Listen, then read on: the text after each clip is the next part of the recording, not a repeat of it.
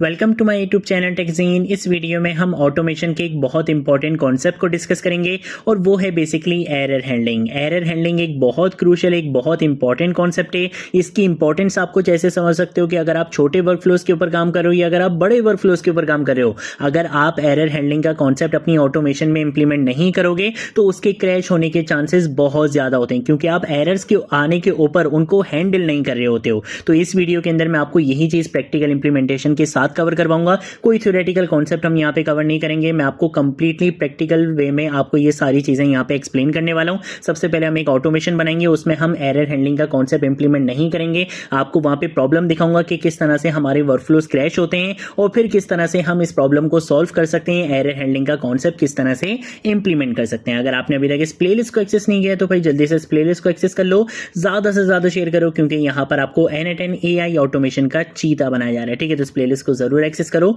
और ज्यादा से ज्यादा शेयर करो। सबसे पहले हम क्या करेंगे, हम आ जाएंगे अपने टर्मिनल में। यहाँ पर आकर मैं टाइप करूंगा n8n, जिससे क्या होगा, मेरा सेल्फ होस्टेड n8n यहाँ पे रन कर दिया जाएगा। जैसे ही ये रन होगा मैं यहाँ पे ओ प्रेस करूंगा ताकि n8n मेरे ब्राउजर में ओपन हो जाए। यहाँ पर आने के बाद मुझे क्या करना है, एक न्यू वर्कफ्लो यहाँ पे क्रिएट करना है और इस वर्कफ्लो के अंदर मुझे यहाँ पे सबसे पहले एक ट्रिगर बनाना है। ठीक है, अब ट्रिगर क्या बनाना है, मैं ये चाहता हूँ कि भाई गूगल शीट्स में जैसे कोई रॉ ऐड हो तो यहाँ पे मेरी वर्कफ्लो स्टार्ट हो जाए, मेरी ऑटोमेशन स्टार्ट हो जाए। तो उसके लिए गूगल शीट्स होनी चाहिए। तो हम सबसे पहले यहाँ पर आ जाएंगे। यहाँ पर आने के बाद हम जाएंगे गूगल शीट्स के ऊपर, यहाँ पर ब्लैंक स्प्रेडशीट के ऊपर आऊंगा और यहाँ पर आकर इसका नाम हम यहाँ पे रख लेते हैं, लेट सपोज एरर हैंडलिंग रख लेते हैं। ठीक है ना, मैंने इसका नाम यहाँ पे एरर हैंडलिंग रख लिया है और इसके साथ साथ हम यहाँ पे कॉलम बना लेते हैं। पहले कॉलम नेम के नाम से, दूसरा कॉलम ईमेल के नाम से। ठीक है, नेम के अंदर हम यहाँ पे आके लिख लेते हैं फरजीन, ईमेल के अंदर मैं यहाँ पे लिख लूंगा fazeen@gmail.com। ठीक है, ये काम हमने यहाँ पे कर लिया है। अब हम क्या करेंगे, हम आ जाएंगे अपनी ऑटोमेशन में। यहाँ पर आकर हम जो ट्रिगर सिलेक्ट करेंगे वो गूगल शीट्स का होगा और ट्रिगर कब होगा, जब भी रॉ ऐड होगी। ठीक है, यहाँ पर डॉक्यूमेंट सिलेक्ट करना है तो हम यहाँ पर आकर बोलेंगे कि भाई एरर हैंडलिंग के नाम से एक डॉक्यूमेंट है, उसको सिलेक्ट कर लो। शीट इसके अंदर एक ही है तो शीट 1 हमने यहाँ पे सिलेक्ट कर लिया है। फेच टेस्ट इवेंट के बटन पे क्लिक करेंगे, आपका रिकॉर्ड आपको यहाँ पर मिल जाएगा। ठीक है भाई, जबरदस्त सीन हो गया। अब हम क्या करेंगे, हम ये चाहते हैं कि भाई जो भी रिकॉर्ड यहाँ पर आए उसको सुपरबेस पोस्टग्रेसक्यूएल डेटाबेस में ऐड करवा दो। तो वो काम भी हम यहाँ पे बहुत बार कर भी चुके हैं। अब हम डायरेक्टली काम इस तरह से करेंगे कि हम आ जाएंगे सबसे पहले तो यहाँ पे सुपरबेस में। ठीक है, सुपरबेस पर आने के बाद लॉगिन वगैरह किस तरह से करना है, टेबल किस तरह से बनाने हैं, वो सारी चीज़ हम प्रीवियस वीडियोस में कवर कर चुके हैं। तो मैं यहाँ पर आकर डैशबोर्ड में आऊँगा और मैंने यहाँ पे प्रोजेक्ट बनाया था n8n के नाम से, उसको सिलेक्ट करेंगे। ये हमारा प्रोजेक्ट था। इसके अगर हम यहाँ पे टेबल एडिटर में जाएंगे तो पहले से एक टेबल यहाँ पे बना हुआ होगा जो हमने लास्ट वीडियोस के अंदर काम किया था।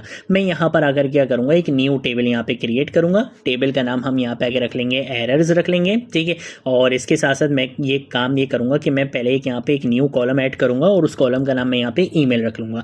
अब मैं यहाँ पे आईडी और क्रिएटेड ऐड के चक्कर में नहीं पढ़ना चाहता तो मैंने इसको यहाँ पे हटा दिया और इन दोनों को मैं यहाँ पे आके कैंसिल कर दूंगा। ठीक है, और प्राइमरी की किसको बनाऊंगा, मैं ईमेल को बनाऊंगा। प्राइमरी की बनाने का मतलब क्या है कि भाई इसकी वैल्यूज यहाँ पे क्या रहनी चाहिए, यूनिक रहनी चाहिए। मतलब अगर एक बार डेटाबेस के अंदर ali@gmail.com आ गया तो दोबारा ये ईमेल नहीं आ सकती। तो मैंने ईमेल को यहाँ पे प्राइमरी की बना दिया है और यहाँ पे एक और कॉलम हम यहाँ पे सिलेक्ट करेंगे। हम यहाँ पे इस कॉलम का नाम यहाँ पे नेम रख लेंगे। दोनों की जो टाइप है वो हमें क्या रखनी है, टेक्स्ट रखनी है। तो इन दोनों की टाइप मैंने यहाँ पे टेक्स्ट रख ली है और उसके बाद मैं यहाँ पे सेव के बटन पे क्लिक करूंगा, जिससे क्या होगा, मेरा टेबल एरर्स के नाम से बन जाएगा और उसके अंदर 2 कॉलम्स भी मिल जाएंगे, ईमेल और नेम के नाम से। ईमेल हमारी प्राइमरी की है। ठीक है भाई, जबरदस्त हो गया। अब मैं ये बोलूंगा कि भाई यहाँ पर आकर सुपरबेस की नोट का हम यहाँ पे यूज करेंगे।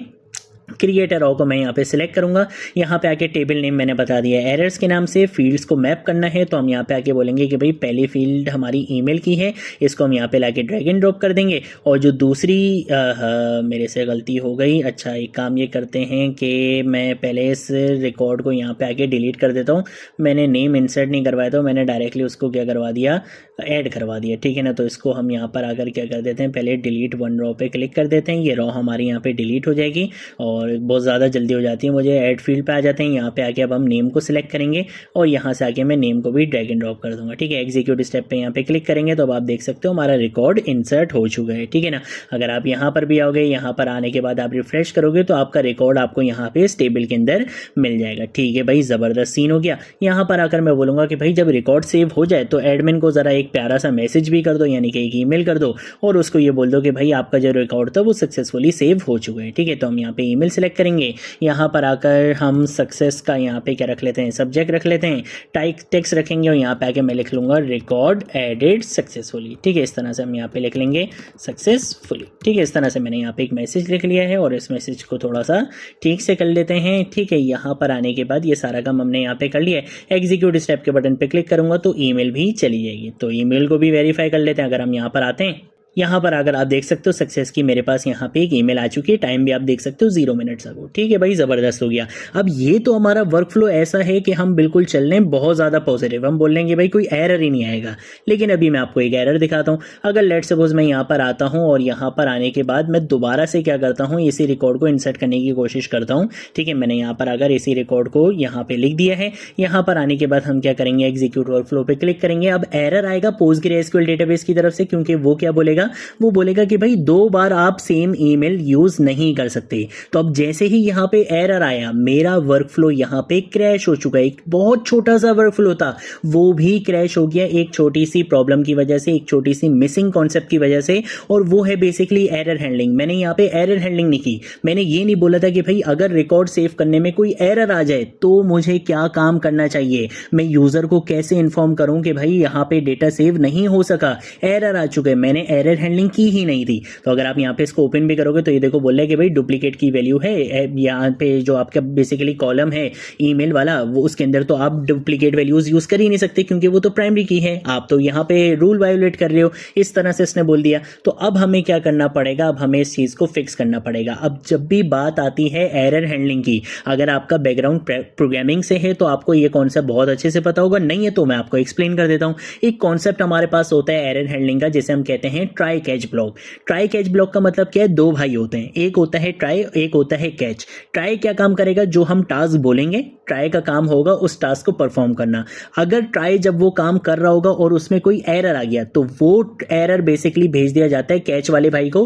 कैच वाले भाई बोलते हैं कि ठीक है ये एरर आ गया, अब मैं आगे का काम कर लेता हूँ, अल्टरनेट यहाँ पे मैं काम कर लेता हूँ। ठीक है, तो ये बेसिकली काम होता है ट्राई कैच ब्लॉक का। तो हम यहाँ पे क्या करेंगे, जब भी हमें ट्राई कैच ब्लॉक की इंप्लीमेंटेशन करनी होती है, जिस नोड पे आपने काम करना है आप उस नोड की क्या करोगे, सेटिंग्स पे आओगे। यहाँ पे देख रहे हो ऑन एरर पे क्या लिखा हुआ है, स्टॉप वर्कफ्लो। ये तो प्रॉब्लम है। मैं ये चाहता हूँ कि भाई आपका वर्कफ्लो क्रैश नहीं हो, बल्कि हमने क्या करना है, एरर को हैंडलिंग करना है। तो हम यहाँ पर आकर क्या करेंगे, यहाँ पे आके हम कंटिन्यू को क्या कर लेंगे, सिलेक्ट कर लेंगे। तो मैंने यहाँ पे कंटिन्यू को सिलेक्ट कर लिया। इसका मतलब है मैंने यहाँ पे ट्राई ब्लॉक वाला काम कर लिया कि आपने वर्कफ्लो को हर हालत में क्या करना है, ट्राई ही करना है। ठीक है, लेकिन अब मुझे क्या करना पड़ेगा, कैच वाला काम भी करना पड़ेगा। कैच वाला काम क्यों करना पड़ेगा, कैच वाला काम इसलिए करना पड़ेगा कि अगर यहाँ पे ट्राई जो काम कर रहा है, ट्राई क्या काम कर रहा है कि जो आपको यहाँ पे रिकॉर्ड मिलेगा उसको डेटाबेस में सेव करो। अगर डेटाबेस में सेव हो जाए तो ईमेल कर दो। लेकिन मैं ये बोलूंगा कि अगर ट्राई को डेटाबेस में सेव करते हुए कोई एरर मिल जाए तो उस एरर को हमें कैसे हैंडल करना है, वो काम करने के लिए हम यहाँ पर आकर क्या करेंगे, एक इफ की कंडीशन लगाएंगे। ठीक है, तो एक काम ये करते हैं कि पहले मैं इसको यहाँ से डिलीट करता हूँ।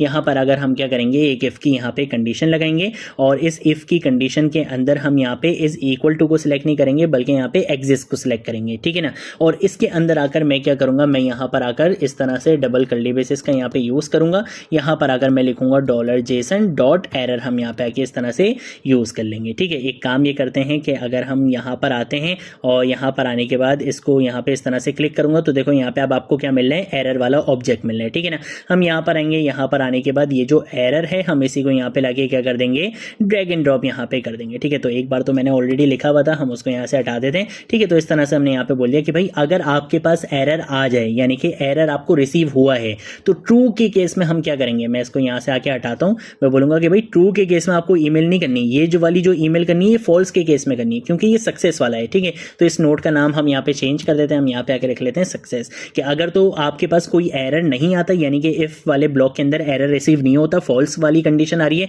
तो हम सक्सेस की क्या कर देंगे, ईमेल कर देंगे। लेकिन अगर आपको क्या मिलता है, एरर मिलता है, तो फिर हम ट्रू वाले के ऊपर आएंगे। अब ट्रू में आके आप जिस तरह से भी अपने एरर को हैंडलिंग करना चाहते हो, ये आपके ऊपर डिपेंड करता है कि आपकी सिचुएशन क्या है। हो सकता है कि आप बेसिकली ये चाहते हो कि भाई अगर आपका यहाँ पे क्या हो जाए, अगर आपका यहाँ पे एरर आ जाए तो आप एक बैकअप शीट बनाना चाहते हो, गूगल शीट की आपने एक और शीट बना ली, आपने बोला कि भाई उसको वहां पे इंसर्ट करवा दो, और अगर नहीं तो आप सिंपल एक ईमेल करवा सकते हो। ठीक है ना, तो हम यहाँ पर अगर क्या करेंगे, जीमेल नोट का यहाँ पे यूज करेंगे। यहाँ पर अगर सेंड अ मैसेज के ऊपर आएंगे, इस नोट का हम यहाँ पे नाम रख लेंगे, एरर रख लेंगे। ठीक है ना, यहाँ पर आकर मैं बोलूंगा कि भाई उसी बंदे को ईमेल करनी है। सब्जेक्ट अब आपका यहाँ पे क्या रहेगा, अलर्ट रहेगा।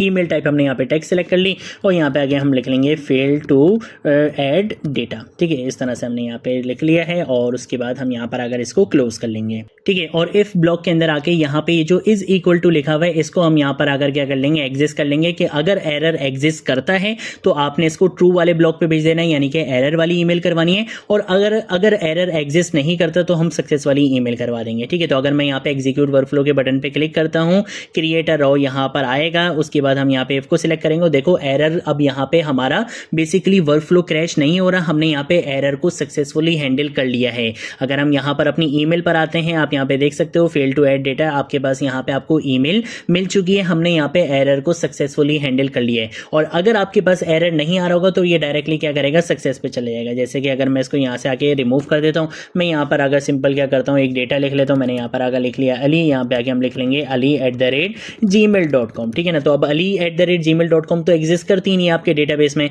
तो यहाँ पे अब आपके पास कोई प्रॉब्लम नहीं आएगी। अगर मैं यहाँ पर आता हूँ, यहाँ पर अगर एग्जीक्यूट वर्कफ्लो पे क्लिक करूंगा तो अब सक्सेस वाली ईमेल जाएगी। ठीक है, तो अब आप यहाँ पे देख सकते हो सक्सेस वाली ईमेल यहाँ पे जा चुकी है। ठीक है, तो ये हमारे पास बेसिकली कॉन्सेप्ट होता है कि किस तरह से हम एरर्स को क्या कर सकते हैं, हैंडल कर सकते हैं। ये हमारे पास कॉन्सेप्ट होता है कि किस तरह से हम एरर हैंडलिंग कर सकते हैं। इसकी इंपॉर्टेंस भी आपने देख ली कि अगर आप एरर्स को हैंडल नहीं करोगे तो होगा क्या कि आपका वर्कफ्लो छोटा हो या आपका वर्कफ्लो बड़ा हो, आपका वर्कफ्लो क्रैश कर जाएगा एरर्स के ऊपर। तो हम हमेशा क्या करते हैं, हम हमेशा अपने वर्कफ्लोज में एरर हैंडलिंग का कॉन्सेप्ट इंप्लीमेंट करते हैं, अपने एरर्स को हमेशा हैंडल करते हैं। यही हमारे पास बेस्ट प्रैक्टिस होती है, यही हमारे पास एक इंडस्ट्री लेवल प्रैक्टिस होती है। ये थी हमारी आज की वीडियो। अगर कोई चीज़ नहीं समझ आए नीचे कमेंट सेक्शन में पूछ लेना, सोशल मीडिया अकाउंट से पूछ लेना, मैं ज़रूर आप लोगों को रिस्पॉन्ड करूंगा। अब हम मिलेंगे नेक्स्ट वीडियो में नेक्स्ट टॉपिक के साथ, तब तक के लिए बाय बाय।